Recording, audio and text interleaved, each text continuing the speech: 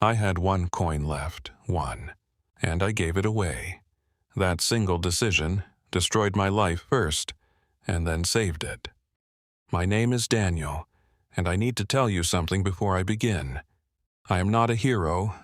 I never was. 3 years ago, I was sitting on a cold metal bench at a bus station in the middle of November. My jacket had a hole in the elbow. My shoes were soaked through.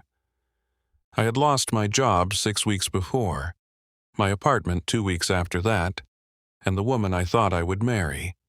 She left without even a letter. I had one coin in my pocket, one small coin. I turned it over in my fingers, over and over.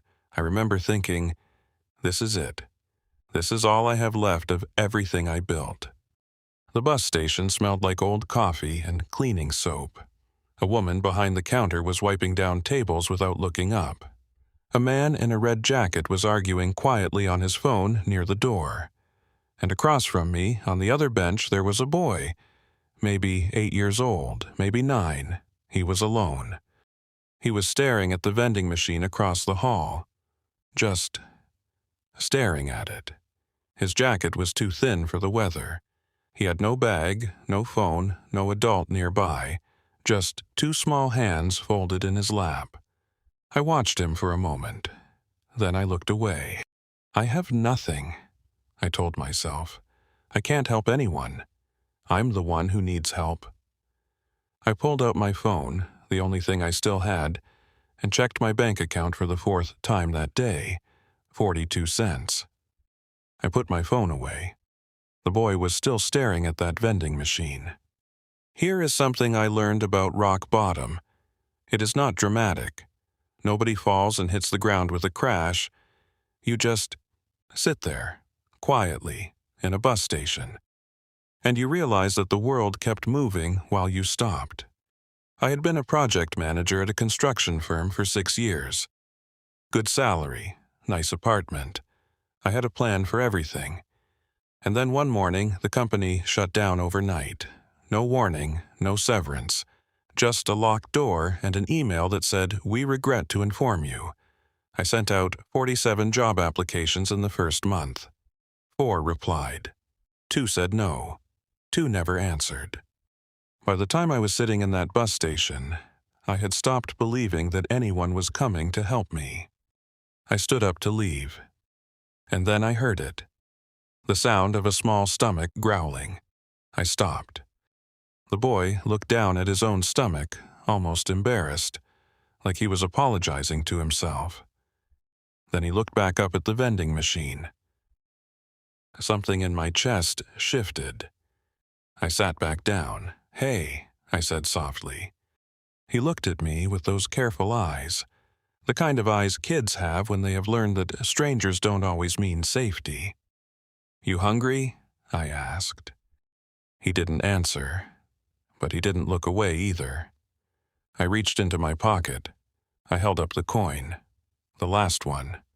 "I only have this," I said honestly.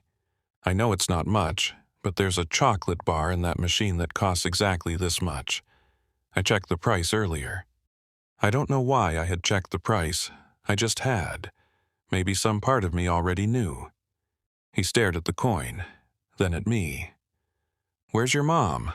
I asked. "She's coming," he said quietly. "She said wait here. She's been gone a long time." "How long?" "Since the morning." It was almost 7 in the evening. I pressed the coin into his hand. "Go on," I said. Those 2 words, simple, clean, like water. "You're welcome," I said, and I meant it. I should have left. I had nowhere to go, but I also had nowhere to be, so I stayed. I watched the door, waiting for someone, anyone, to come for this boy. An hour passed.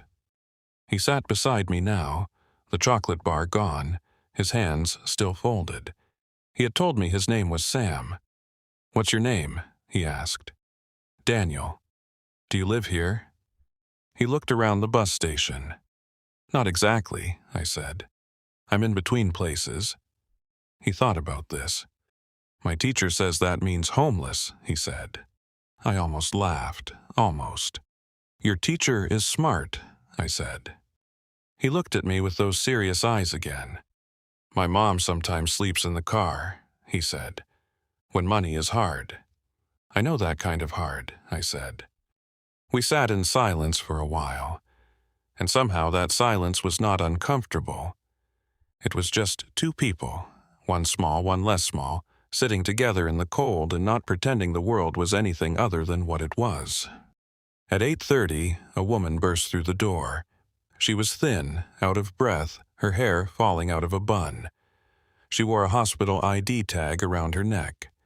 Her eyes found Sam in 2 seconds. "Sam!" She crossed the floor in 5 steps and pulled him into her arms so hard he almost disappeared into her coat. "Mom, I'm okay," he said, muffled against her shoulder. She looked up at me over his head. Her eyes were wet. "Were you with him?" she asked. "I just sat nearby," I said. "He gave me chocolate," Sam announced from inside her coat. She straightened up, looked at me fully. "I work at the hospital on the night shift," she said. "My sister was supposed to pick him up from school. She had a small accident, nothing serious, but she couldn't reach me for hours. I got here as fast as I could." "He waited very well," I said. She wiped her eyes quickly, the way people do when they decide they don't have time to cry. "Thank you," she said. "Really." "It was 1 coin," I said. She looked at me for a long moment. The kind of look that sees past the torn jacket and the wet shoes. "Can I ask, are you all right?" "I'm managing," I said, which was not exactly a lie and not exactly the truth. She reached into her bag. I held up my hand. "Please, don't," I said. "I didn't do it for that." She stopped, nodded slowly. Then she reached into her bag again and pulled out a business card.